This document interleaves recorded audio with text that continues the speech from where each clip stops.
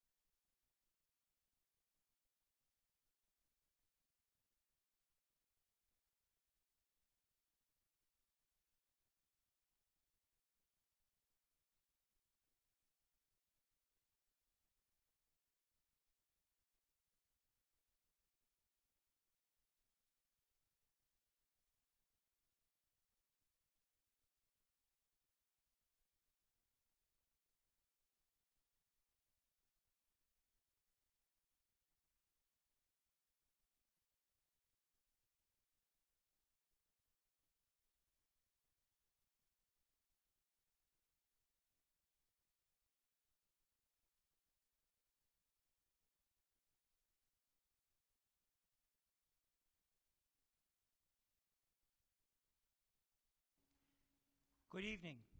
Welcome to the Revere Journal and Revere TV School Committee Candidates Forum that is being televised live on Revere TV from the Susan B. Anthony School. My name is Stephen Quigley of the Revere Journal, and I will be the moderator of tonight's forum. We are happy to welcome members of the Revere High debate team, Jason Acosta, Minna Sheik, and Melissa Barillo, who will be assisting us in tonight's forum. The format for the forum is as follows. The candidates are seated according to their position on the ballot. Each candidate will be given 2 minutes to make their opening statement. Each candidate will then be asked 2 questions that were randomly selected from a list of 5 questions. Each candidate will be given 2 minutes to answer each question. At the end of the question and answer period, each candidate will be given 2 minutes for their closing remarks. The candidates present tonight are incumbents Stacy Bronstein Rizzo, Frederick Sinella, and Carol Ty, and candidates Anthony D'Ambrosio, John Kingston, Albert Terminello Jr., and Michael Toto Jr. Incumbents Michael Ferrante and Susan Gravelisi were unable to attend due to personal reasons. Now we turn over the forum to the students. Jason, please begin the questions. Our first speaker, School Committee incumbent Stacy Bronstein Rizzo.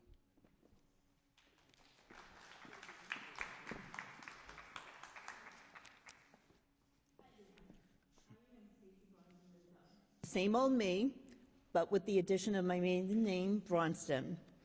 For over 28 years, I have been rooted in our schools as a parent, a PTA leader, a school council member, a parent club member, a paraprofessional, and with joy and honor for 5 terms, a member of the Revere School Committee. Recently, I have been nominated as Secretary of the Massachusetts Association of School Committees, and that was by school committee members from the Berkshires down to the Cape and up to Newburyport. It's the networking with other school committee members, also the workshops and the conferences that make me a more educated and knowledgeable school committee member for our district, and I really am proud of my commitment to that. Much of tonight's questions may not have much to do with our roles and responsibilities, but I hope that it does give you some insight into my thoughts and what makes me different from that of other candidates. So I thank you, and let's get this party started.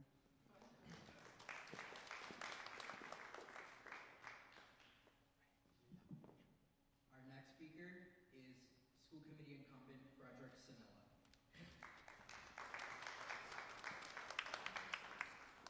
Thank you, one and one. I'd like to take this opportunity to kind of digress somewhat. In closing remarks, we will have what accomplishments we were. I'd like to take this opportunity to introduce myself, as was mentioned, Fred Sinella. I'm a member of the Revere School Committee for 18 years. I am formerly a teacher at the Lincoln School, former assistant principal of half of this school, the Wayland School, and it is my pleasure to serve the children and to serve the community of Revere. I'm a graduate of Revere High School. I have a Bachelor in Science degree from Salem State College. I have a CAGS Certificate of Advanced Study from Boston State College. You have a situation where newness is involved. You have a situation where school committee members cannot rely on the past, not even the present. We have to look to the future. And education, we tell our children, is a day-to-day experience, and we learn from each other. The knowledge I have gained through my years of education, as well as administrator, as well as member of the school committee, has served me well, and I wish to continue to offer to the citizens of Revere the opportunity to serve. Thank you.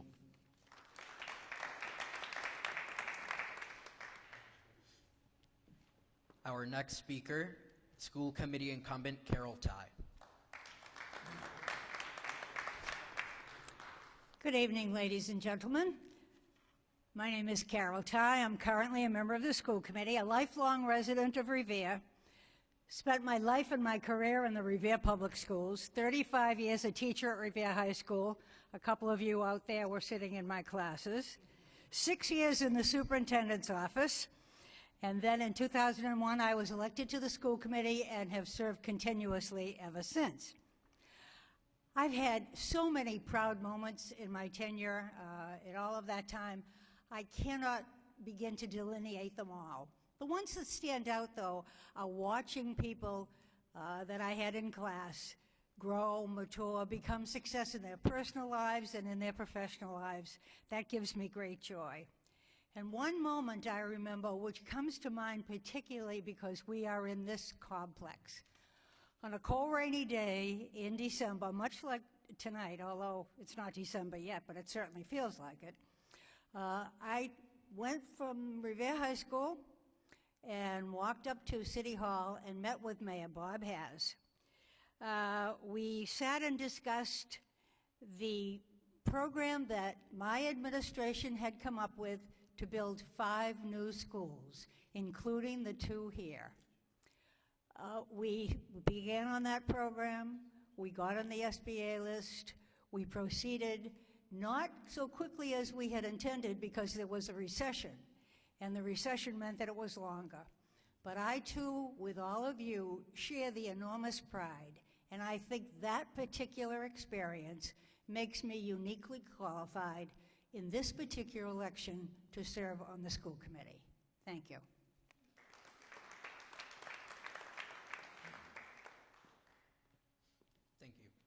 Our next speaker, Mr. Anthony D'Ambrosio. Hello, my name is Anthony D'Ambrosio, and I'm a candidate for the Revere School Committee. Before saying anything else, though, I'd just like to thank the members of the Revere debate team, the Revere High debate team here tonight. They don't have to be here, they're in high school, but they're here facilitating one of the fundamental organs of democracy, and that's amazing.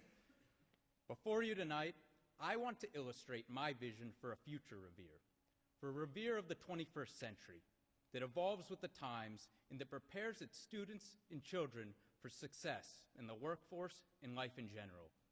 Times have changed. Technology rules the world today, and that's certainly been the case over the course of the last decade. Today, we do everything differently. We use Uber instead of Drive sometimes. We send texts instead of writing letters. Well, that impacts almost everything our children do. Jobs are tech-based today. Boston, as a tech hub, serves as an employer of thousands and thousands of tech workers. Tech also impacts the way in which our students engage socially. Mental health is a massive issue because of bullying in online communities that are so pervasive today. Tech, in the newness of the 21st century, mandates that we change the way we consider our educational system to work. And along with you, I hope I can do that. My family has spanned 3 generations in this city, from my grandfather Tony to my father Jerry. However, if elected, I will look forward and not backward, and I will help lead this school committee into the 21st century by helping to prepare its students to grapple with the enormous challenges that they face today. Thank you so much.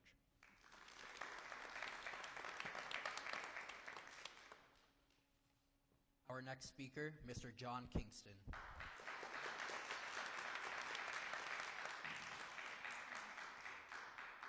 Hi. My name is John Kingston.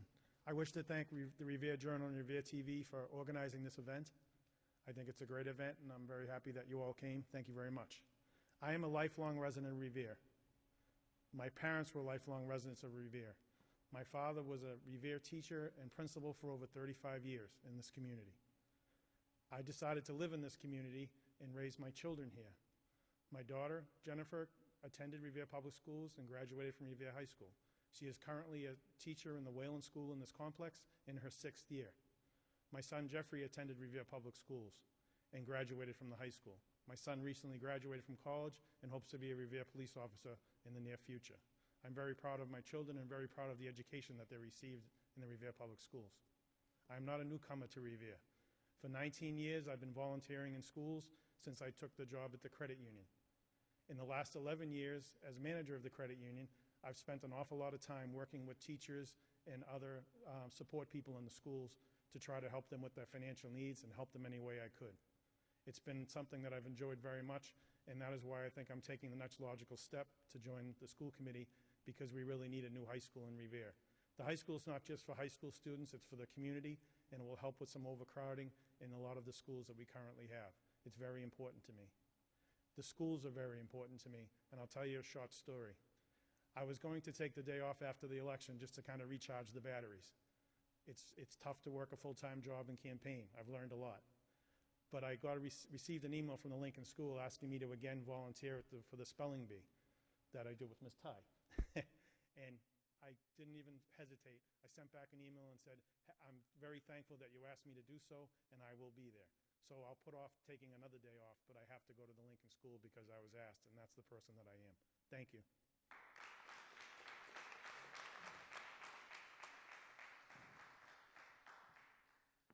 Our next speaker, Mr. Albert Terminillo, Jr. Good evening, everybody. Thank you for this opportunity to speak to everybody, Revere TV, the Revere Journal, and welcome RHS students. Glad to have you here. My name is Al Turbinello, and I'm a graduate of Revere High School of 1971 and a lifelong resident here in Revere. I have a long history of supporting many organizations for over 50 years in programs, and I am a strong supporter of the special needs programs, and I look forward to seeing higher education availability for these children and maybe more workforce opportunities.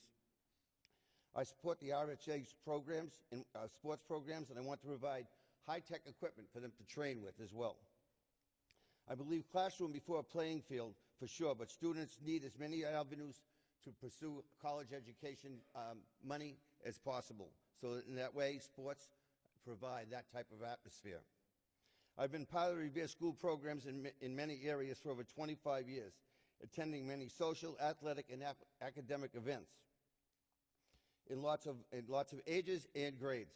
I have gained the trust of your students for over the years by being there for them to support them through their wins and losses and any type of programs that they might have had. I am proud to be part of that program of the Revere High School and the Revere school system. I was a single father raising two daughters back in the early 70s, putting them through the Revere public school systems. So I understand what it's like for a lot of families in Revere right now.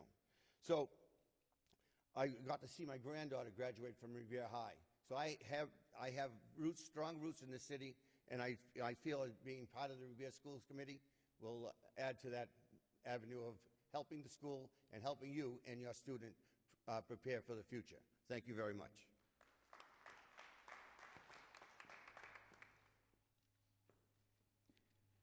Next speaker, Mr. Michael Toto.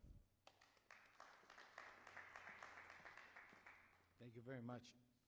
My name is Michael Toto, and first of all, I'd like to thank the Revere Journal and the Revere High debate team for putting this all together for us. And I'd also like to thank and congratulate our current school committee members for the great job that they've been doing. Like I said, my name is Michael Toto, and I'm a graduate of 1975 from the Revere High School. Recently, I gained full legal and physical custody of my son and my non-biological stepson. My son attends the Revere High School. Currently, they're probably on their way back from a freshman football game that they had in Peabody tonight. And my stepson is on his way to Salem State College in the January. I was a store owner for many years in the city of Revere. I had a baseball card store down in the Beachmont area, and it became like a safe haven for the children, especially the area in the area. They used to come in and talk about their problems and so forth, whether it be at home or in the streets. We even spent some time squashing problems that happened in the streets so the kids can feel safe in the area. And that's what I'd like to One of the reasons why I'd like to be a member of the school committee is to help keep our schools and our children safe, give them the tools and the skills necessary so that they can become good, strong individuals and maybe partake in our community. Our young people are our future, so we have to invest heavily in them and make sure that they get what they deserve and all the skills in technology that's available to them in order to succeed. In closing, once again, I'd like to thank everybody for joining us here tonight and listening to us all. And let's get out there and vote.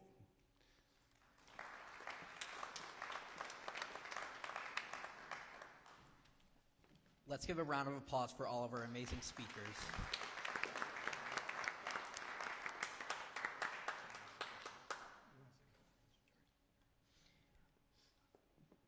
Ms. Rizzo, may you please come to the stage?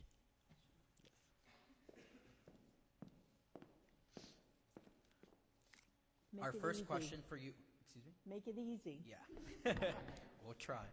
Our first question for you tonight is, how can the school committee support students in addressing mental health issues? Okay. Well, the research is very clear. When a school has a system-based, evidence-based, whole school approach, all students are more engaged academically.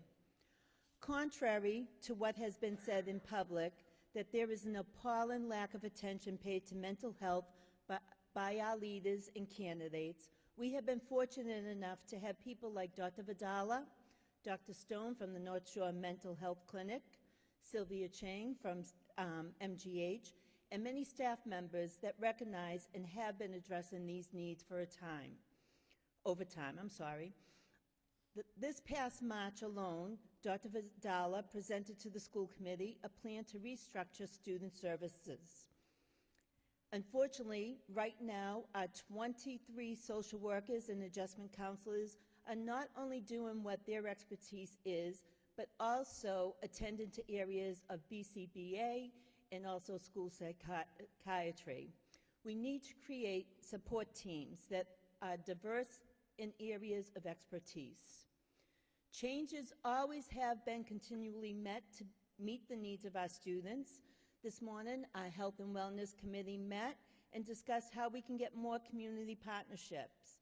And even though we are in the middle of October, we are still hoping for funding coming along to at least pilot the program with an extra BCBA and a school psychologist.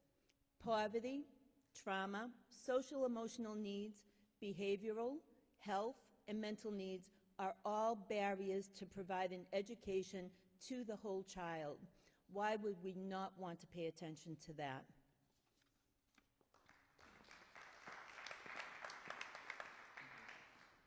Mr. Snella, to the stage.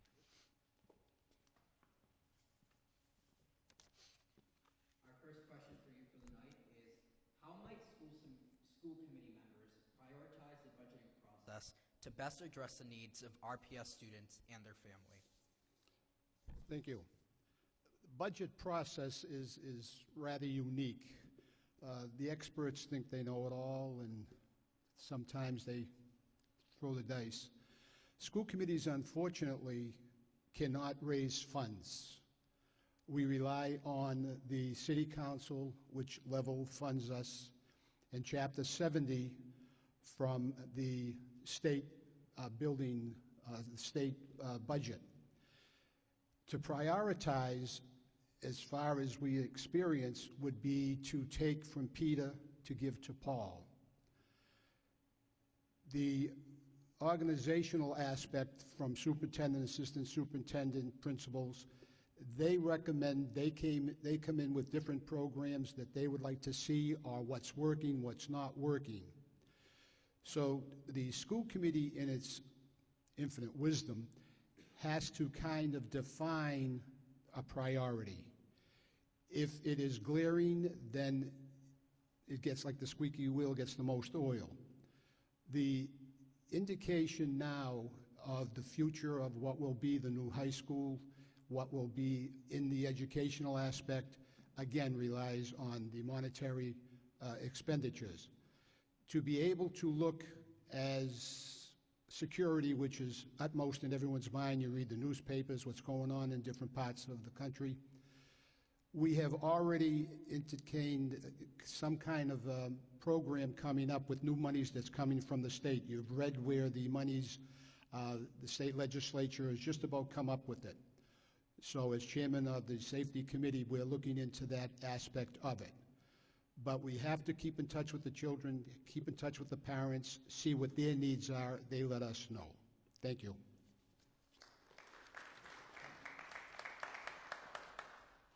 Thank you. Ms. Carol Ty.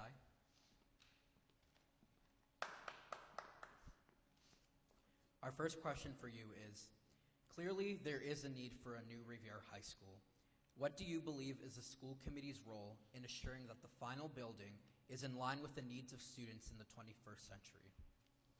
Thank you, Jason. I just love that we have all made the assumption that we need a new high school. That hasn't been true in the past. I think that the support that we're getting from the city is really just wonderful. So the school committee is part of the visioning team. Now, we have two members specifically on the building team, Mrs. Rizzo and Mrs. Gravelisi. And we have had one visioning event so far at the high school, just last week, where we had members of the community who came in. We had students, we had parents, we had so many things. We went around and we wrote all over the board just what we wanted to have in a new high school. Now, those things cost money. So the school committee has to vote on all of these things. And I tell you, we never vote to spend any money that we don't go over it and over it and over it again. We have the experts who come in and tell us how this is spent. First, we decide that it will be spent, and then how will it be spent, and then shall we pay the bill as it has been sent to us, too. Just as what happened in the last time, what will happen will be we will have architects, we'll have construction folks, we will have everybody who knows what the bill is and what it's for, and that way we'll be explaining at a school committee meeting just what we're doing, and then the rest of the community can follow it. We also have the MSBA on our side. They have great expertise, and they've already taken in the mayor and the superintendent, two wonderful leaders. They've already taken them in for classes on what the progress will be. So they also know how to build multi-purpose structures. No longer do you build, brick walls and everything stays exactly the same throughout a school. Now we have spaces that can be transformed in various ways. There is a lot of expertise on that. We'll get a project manager who will make sure that the architects do exactly what we needed to do, and we'll use the spaces for everything that we can. Thank you.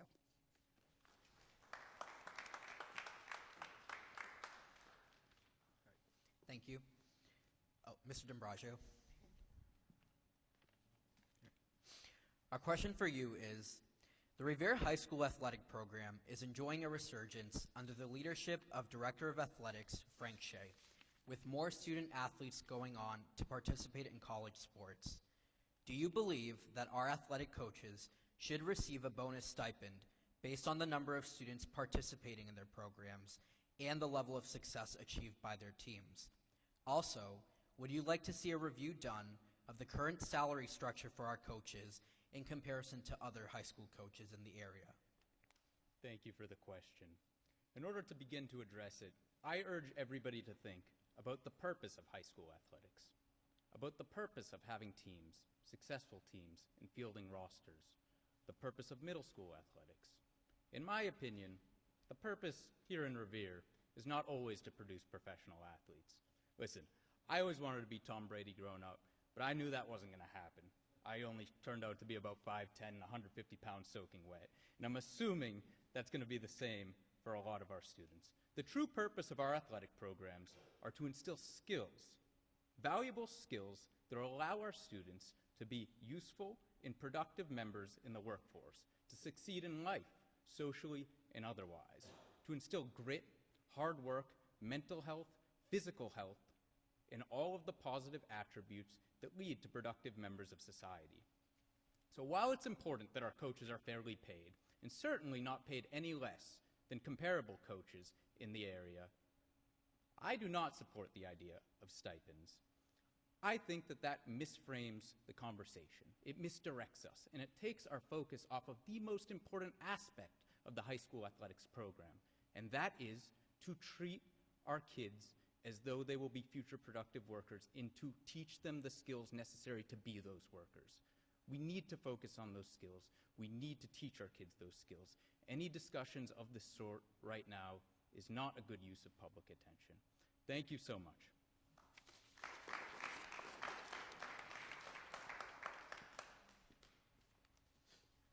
Mr. Kingston?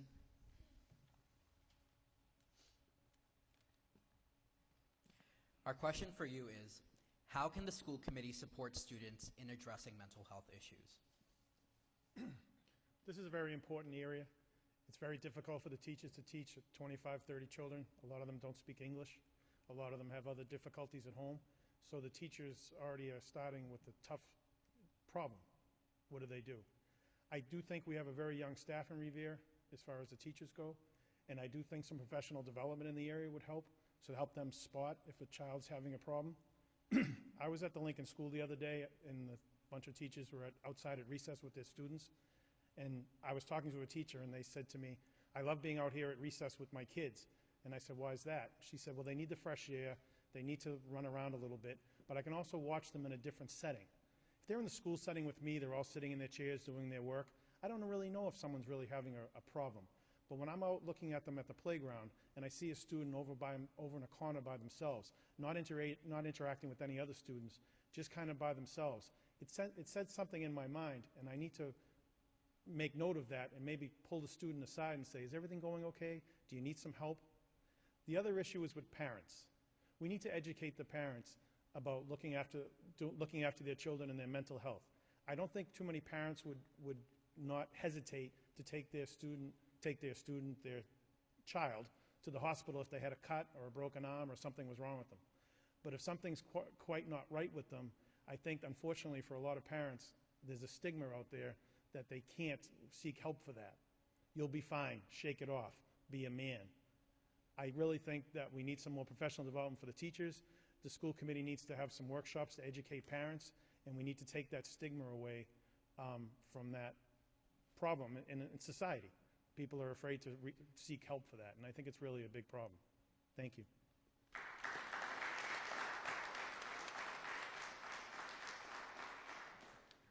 Thank you. Mr. Timonillo, how might school committee members prioritize the budgeting process to best address the needs of Revere Public School students and their families? That's question 2? Question 3. Oh, sorry. Yeah. Okay, because I thought I had, all right. Take me a second here, sorry. I thought we were going in order of what they were.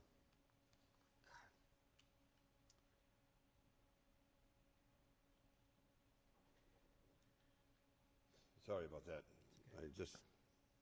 Okay. So, question 3.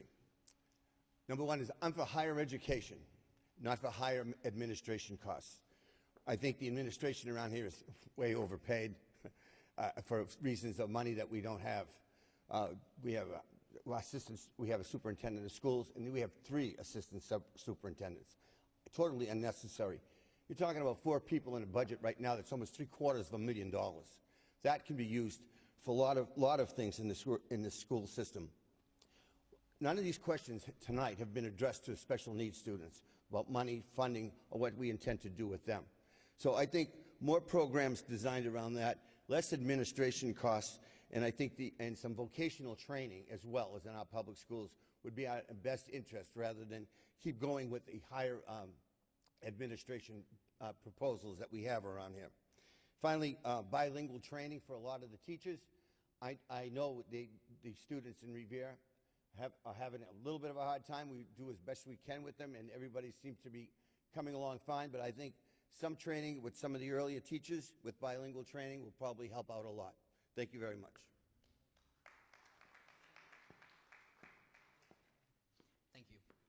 Mr. Toto.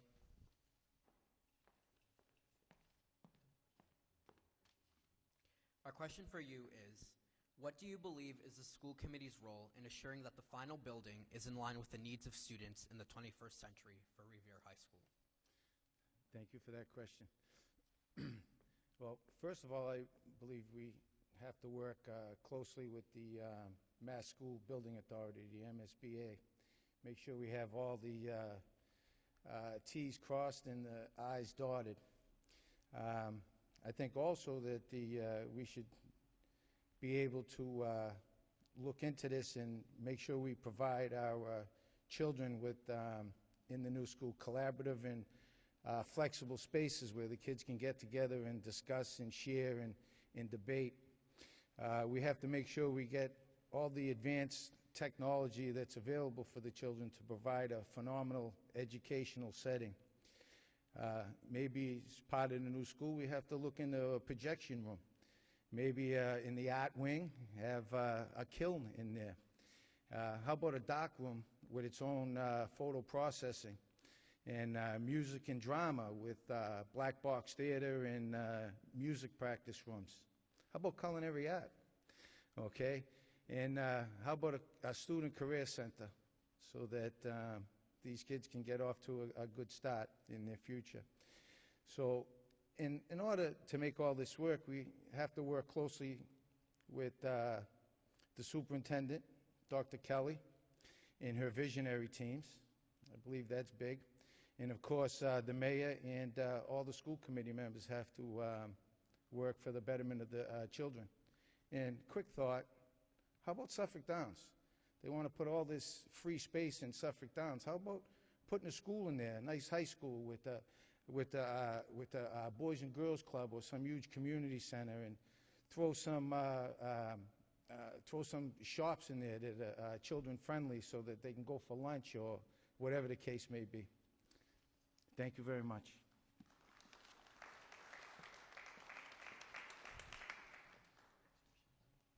Thank you. All right. Ms. Rizzo?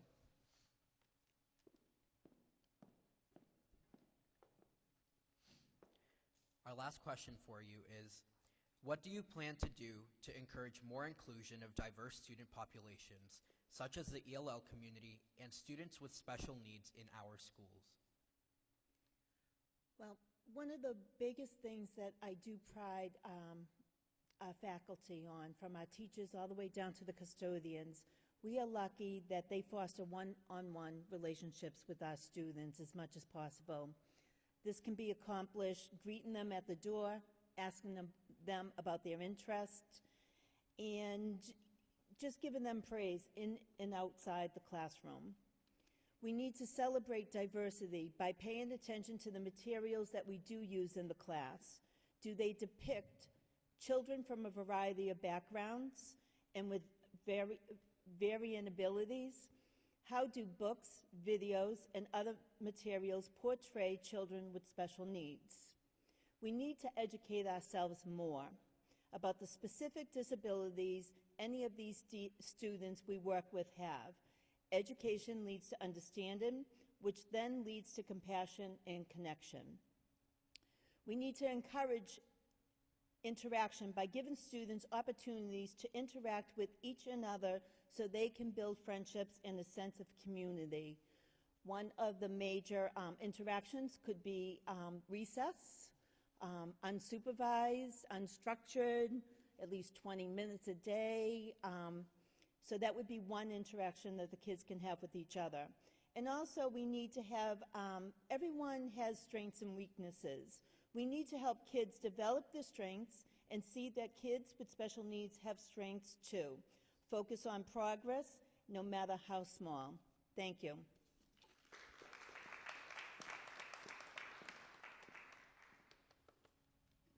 Mr. Sinella.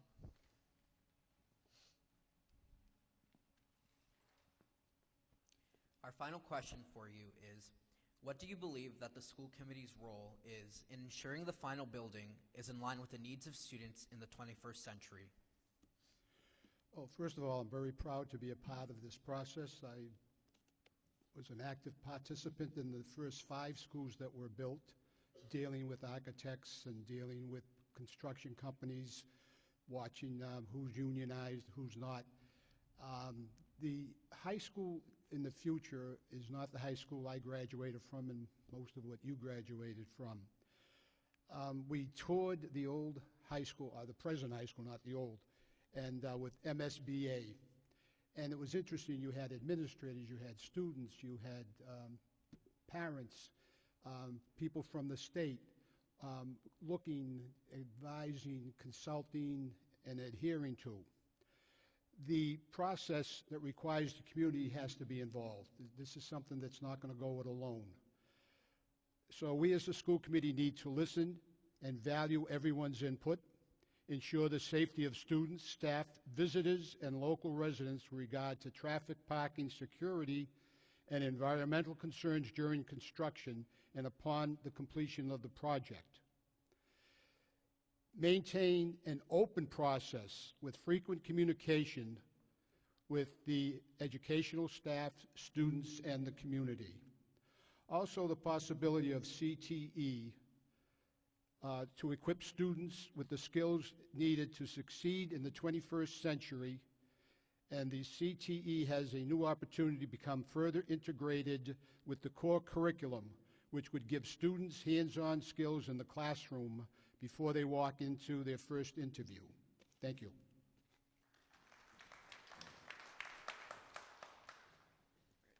Thank you. Ms. Ty. Our last question for you is, do you believe that our athletic coaches should receive a bonus stipend based on the number of students participating in their programs and level of success achieved by their teams?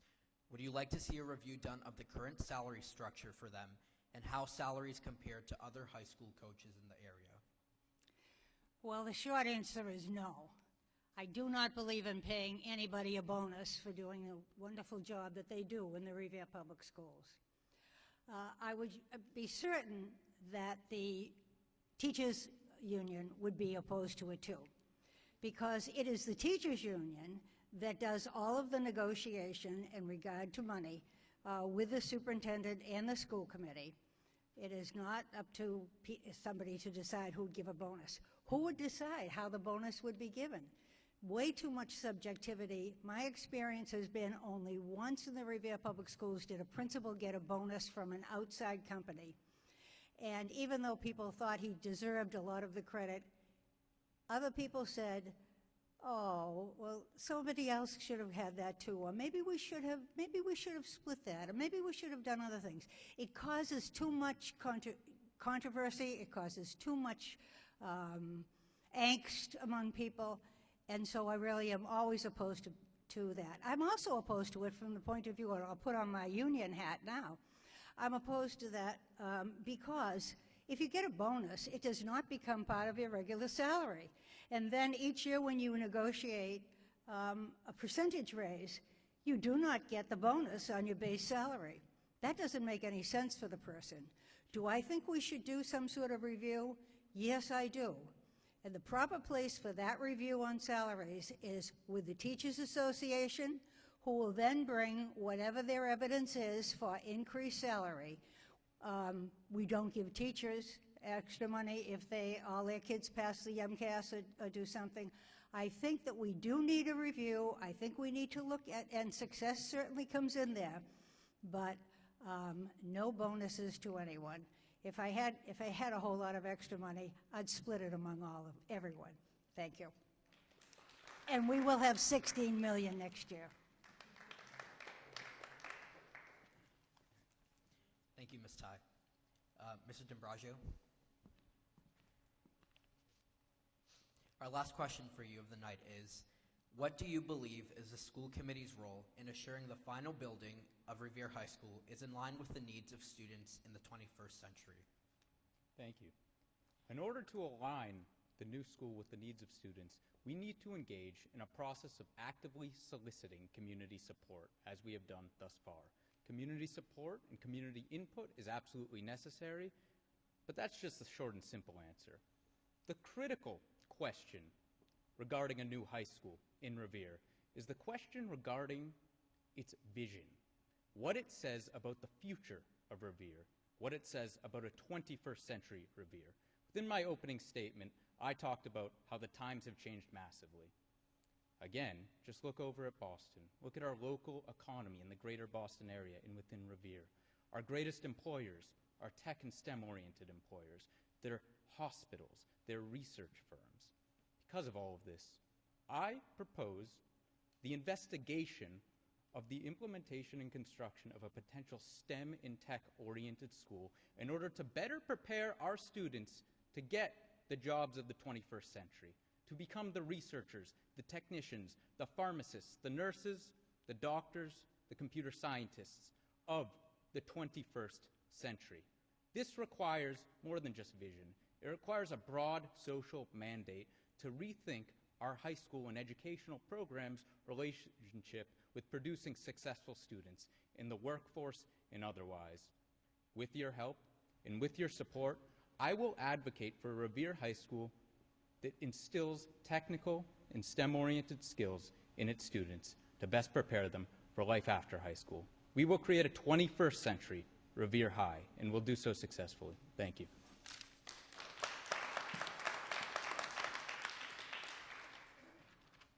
Mr. Kingston.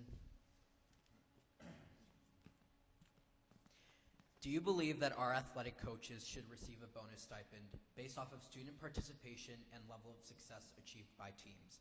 Would you like to see a review done of the current salary structure in comparison to other high school coaches?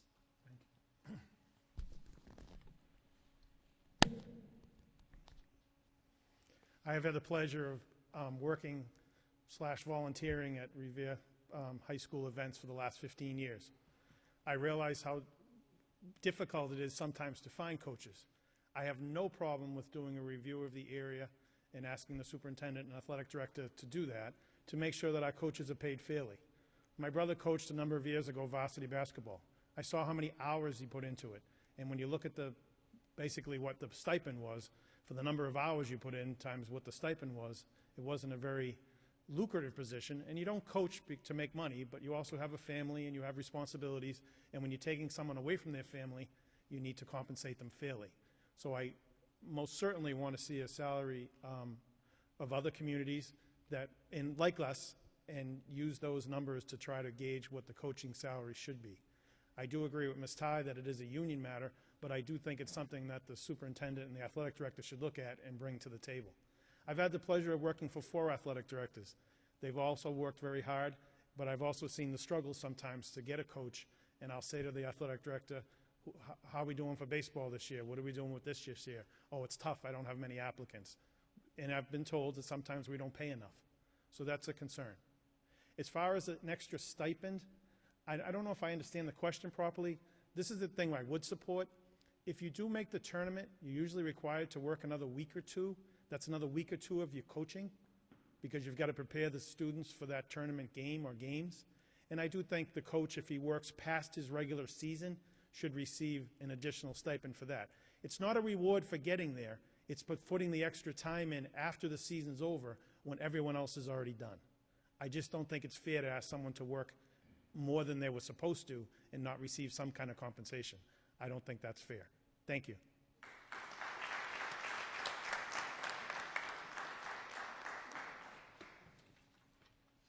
Mr. Terminillo. Question 2, right? Yes. How can the school committee support students in addressing mental health issues? Well, first of all, the school committee and most of the schools around here, the teachers, they have programs already in place. But some of the bigger reasons that are really getting bad around here is because of, we have suicide as one of the highest, unfortunately, one of the highest rated things that's happening right now amongst students. And some of that's due to the way cyberbullying is going, drugs, alcohol, and abuse. Abuse being at the home and probably in a personal level, a boyfriend, girlfriend type of thing. And I think teachers should have seminars to bring them up to date and up to speed on some of the signs that they should be looking for, as well as taking a personal interest in when they see things like that happening around the school. I think the legalization of pot which is also it was kind of a bad thing for me. I didn't like it at all, but I think that's been brought into this, and it's mixed with alcohol, causes a lot of depression, and it's also a bad way for young students to be. I think sometimes cultural issues become a part. Language barriers, ethnic background, the financial situations, a lot of these students, they're not maybe as affluent as others, so that keeping up with the Joneses causes a lot of trauma in their lives. So I think things like that should be looked into as well. And then finally, the abuse at home. It should be reported. I mean, teachers are on the lookout for things like that.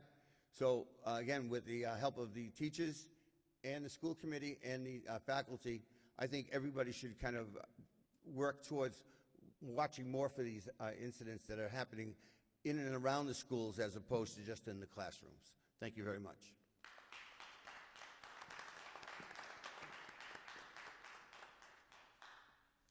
Thank you. Mr. Toto?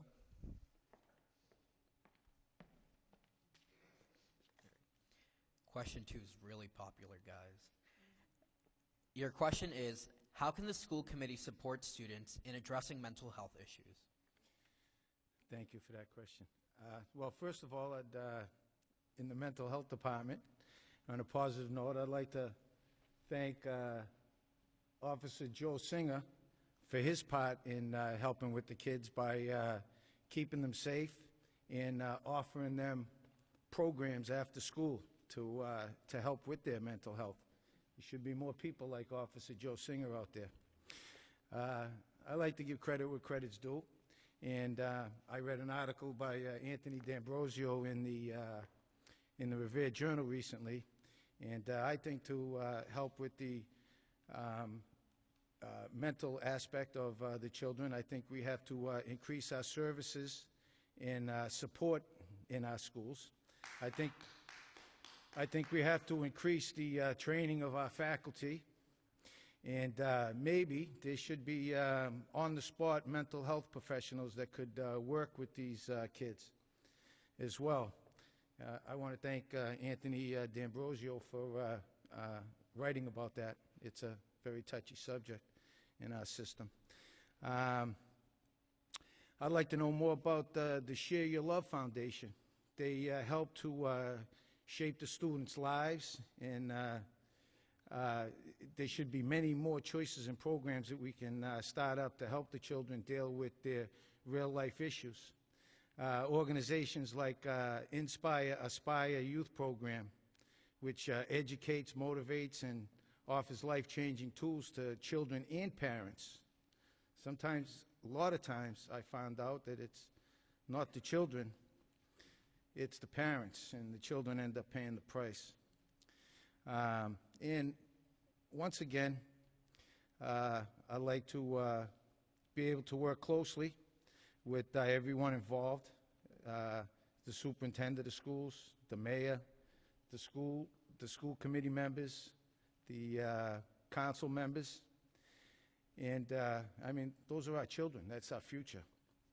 So we have to give them everything that they can and be there for them at all costs. And food for thought, I like these food for thought things, but, you know, we throw a lot of lunch leftover. Oh, sorry. Thank you very much. I could go on forever.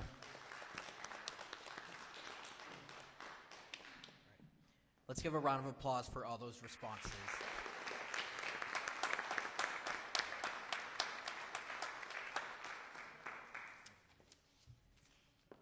Our speakers will now give their closing remarks. Ms. Rizzo, you're up first.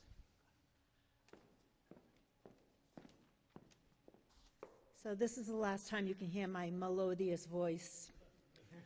But in ending, I just want to say for every policy discussion we have, every vote we take, every project we tackle, my responsibility is to the children and school community of Revere.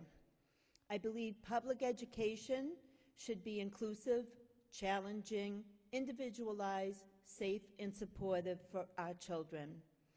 And an effective school committee member needs not only passion and ideas, but also the experience and the commitment in our public education and urban districts to translate that passion into action.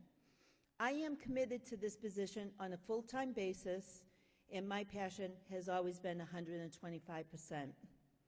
At this time, I want to thank my husband, John, very patient person, my sons, Jonathan, Adam, and Nicholas, along with their wives, and my sweet and sassy granddaughters, Sylvia and Adeline. Gigi loves you. To the voters in Revere, please stay positive, and don't forget to exercise your right to vote. To the Revere Journal, to Revere TV, and especially to our speech and debate team, along with their teacher, Mr. Fellows. You all make me so #RPS proud. Thank you, everyone.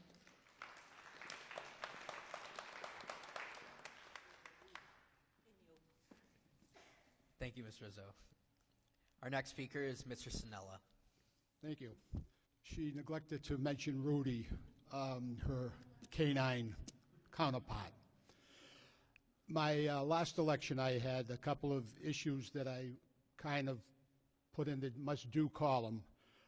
One was the MSBA funding. The superintendent reapplied at the insistence of the school committee. We all know that Revere is in line to receive upwards of 80% of funding for the new building. And the other was on the school calendar. It got longer and longer and longer, so it necessitated elimination of some days in the calendar. With the approval and the negotiation with the teachers' union, we were able to get out a few remaining holidays that were in there, so that teachers taking a religious holiday will use their personal day, and it's up to the parents to decide what holidays their children will observe. So that took off quite a few days on the school calendar. In the next 2 years coming up, my priority would be to the universal recess for all elementary children. Being a former elementary teacher, I realized the importance of having a little opportunity for children to kind of get out and be themselves without being overly protected. And the second thing would be to have the new safety issues that we talked about earlier in the new school. We've been to school systems to see what they have to offer, and there's a lot out there, photo identification and all that jazz, to protect students and teachers.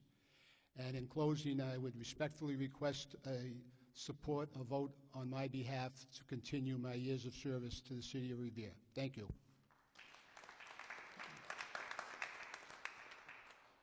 Thank you. Ms. Carol Ty. Thank you.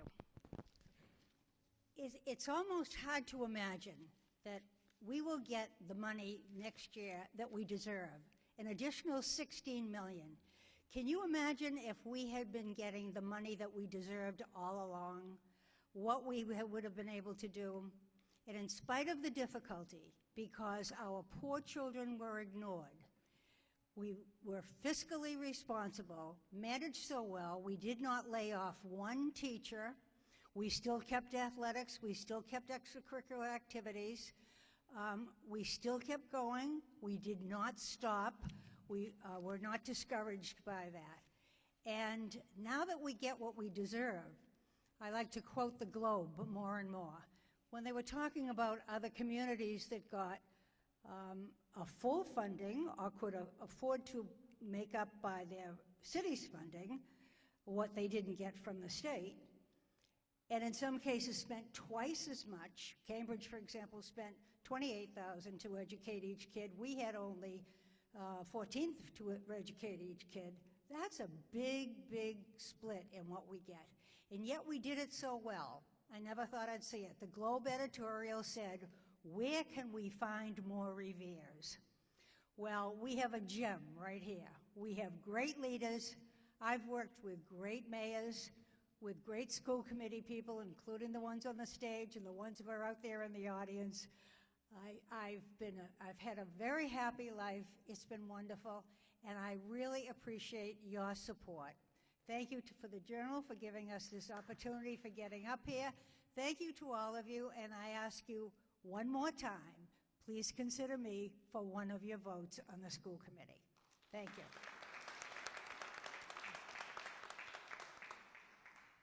Thank you, Ms. Ty. Our next speaker Mr. D'Ambrosio. Thank you all for coming out tonight. As I said in my opening statement, my family spans 3 generations in the city, from my grandfather Tony in the 1970s to me here today.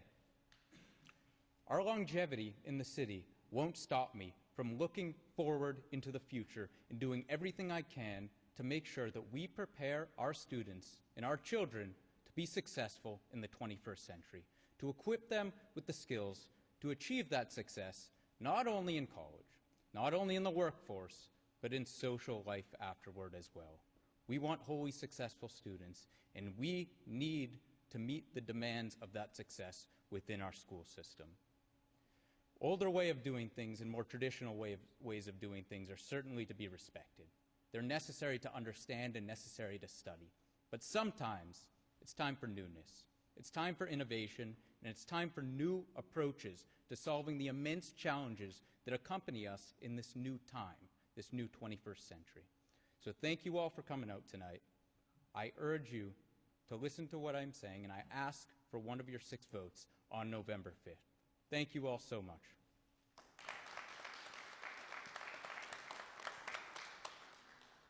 Thank you. Our next speaker, Mr. Kingston.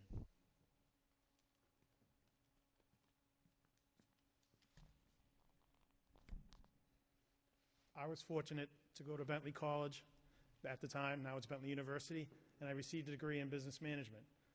What that taught me was a lot about budgeting and numbers. Fortunately, the state legislature is going to change the funding formula, so Revere will hopefully get much-needed funds. I'd like to do a couple of things with those much-needed funds. Number one would be hire a human resource director. Currently, that job is handled by a number of people in the superintendent's office, but I honestly feel that a human resource director should be hired because the organization has over 1,000 employees. If you went out in the business world and said you had a company with 1,000 employees and asked where their human resource person was, and they said, oh, we really don't have one, it wouldn't be right. That's number one. Number two, I would like to see a grant writer hired. There's thousands and thousands of grants out there. We have some capable people writing them here and there in different departments, but I think a dedicated grant writer could really get the city some other much-needed money in addition to the additional money that we might get from the state changing the funding formula. The third thing I would like to see is an alumni association. There are literally thousands of graduates out there from Revere Public Schools. They could help our students now looking for college choices, career choices. Possibly people in the labor unions could reach out to some of our students who aren't going to college and maybe get them a good job. And also fundraising. We could reach out to alumni through social media and have them donate to scholarships and other things. I really think there's a lot of great people that have gone to the Revere Public Schools. Many of them have moved away, but they're not unreachable. I honestly feel these 3 initiatives could really help the students of Revere Public Schools, and I really think it's something that we should really give a lot of serious thought to. Our staff needs as much support as the students do, and I think a human resource department would be a good start. Thank you.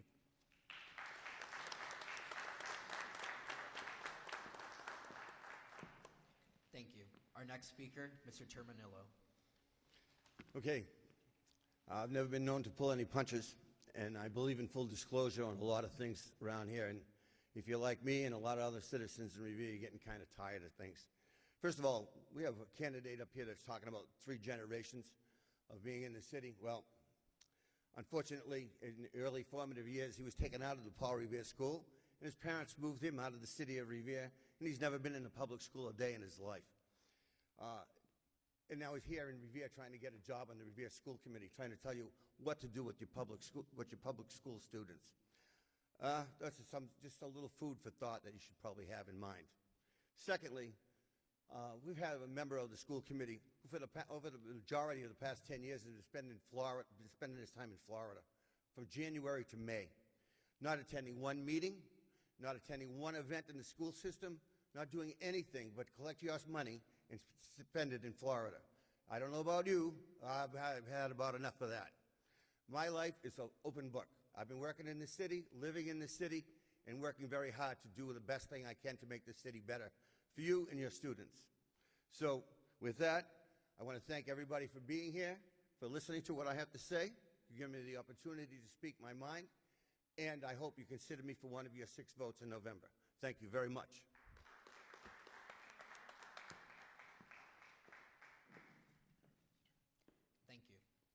Mr. Toto? Thank you, everybody, for being here. Excuse me. Thank you, everybody, for being here. I want to thank the current school committee members for their great job. And I'm the type of guy that I'm ready to roll up my sleeves and hit the ground running. I'll even go out there and fill in some rat holes around the schools if necessary. I can bring an energy to this school committee that is second to none and unparalleled as far as school committee is concerned. I want to be there to ensure that our students get the best available to them, especially with the technology that's out there. And it would be an honor to serve with any one of these men and women on right with us tonight. It would be an honor. They're all qualified, and the current administration does such a great job. So, in closing, thank you very much, and get out there and vote.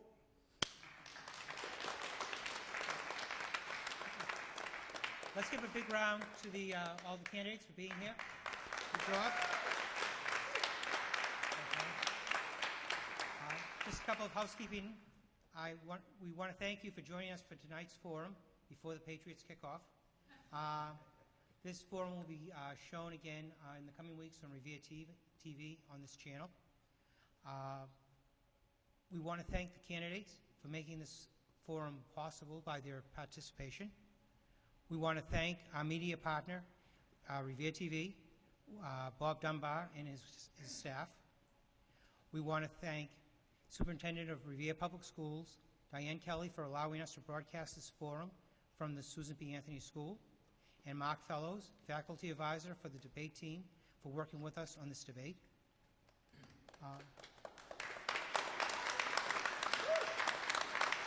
And lastly, we want to give special thanks to Jason Acosta for asking the questions, Minna Sheik, who gave the 30-second warning, and Melissa Barillo, who kept the time.